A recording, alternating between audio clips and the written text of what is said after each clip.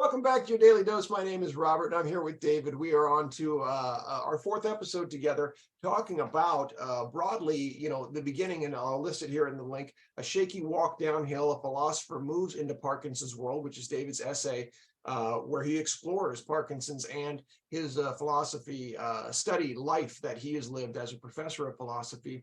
And now, we want to see the title in medicine, for I should say, for my research side, is, doctor of philosophy.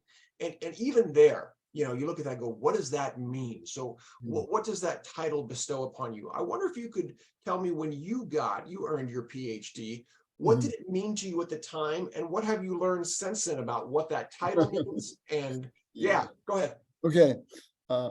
It's funny. I got my PhD at Yale in 1972. And the graduation ceremony, big crowd, they went to the BAs and the MAs first, and then the president said, by the power vested in me, etc. Then they did the PhD, and the president said, auctoritate in me investata, and he read in Latin the thing he had read in English before. Yeah. And the degree, when I got the thing and read it, it was in Latin, which was helpful for me because I could explain what it meant to the people around me. But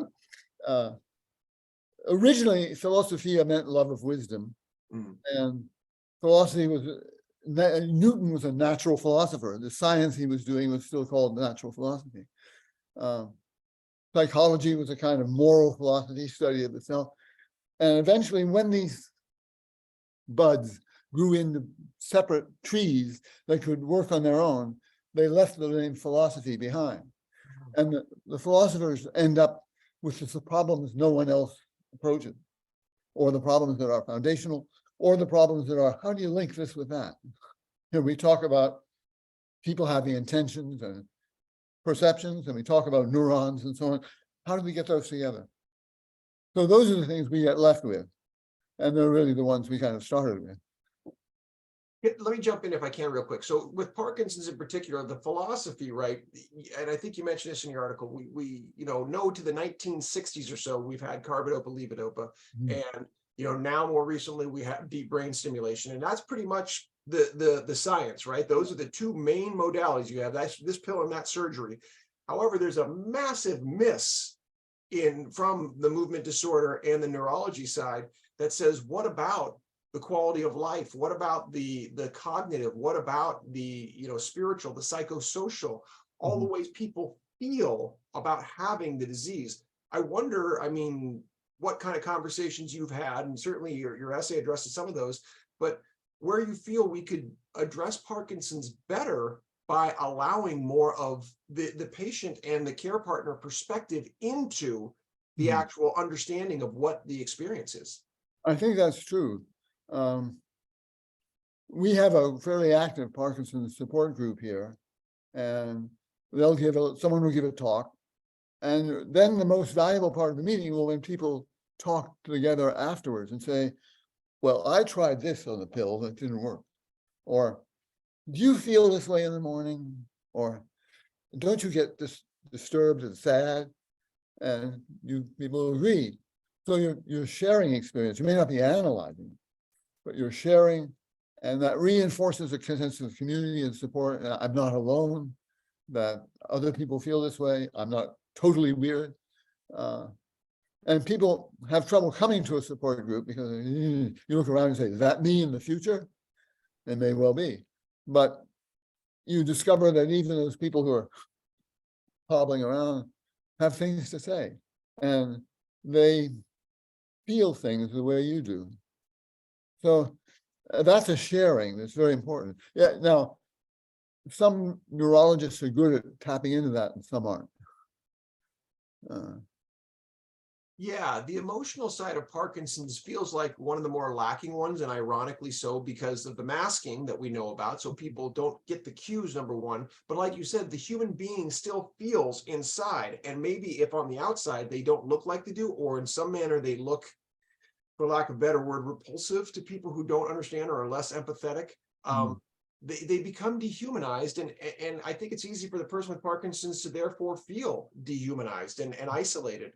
Yeah, I've been in situations where someone has tried to make a comic routine in front of an audience of Parkinson's people, and they don't get much response, but people are enjoying it. It's funny that way. I'm laughing on the inside. Yeah, and I think when I was finishing my teaching in the early 2000s, I noticed a lessening number of students coming to my office. I think the reason was I could still be very animated when I'm lecturing, but when I'm sitting listening to them, I had the Parkinson's state. Oh. So they thought, when I go to see this guy, he looks annoyed. And I didn't realize I had Parkinson's then. But I have a suspicion that that was functioning for a year or two. I thought I was just being calm. Yeah. I was really looking. And isn't that interesting? I mean, have you read Alan Alda's book? If I understood you would have looked right. And he talks about, of course, an actor's face and how he used it, and when he had that piece, the frenulum cut, right? And he couldn't smile the way, and you know, this was a pre-Parkinson's thing, but again, this is his tool. And he's thinking he's doing something and he's not. So when we feel, and yet it's not perceived the way we think it's feel or received, wow, what a disconnect. Yeah. But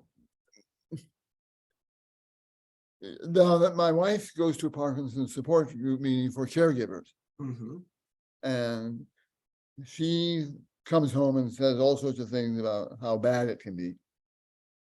But luckily, I don't have to face that immediately. But she's much more worried about any little thing that I do. She's reading into me.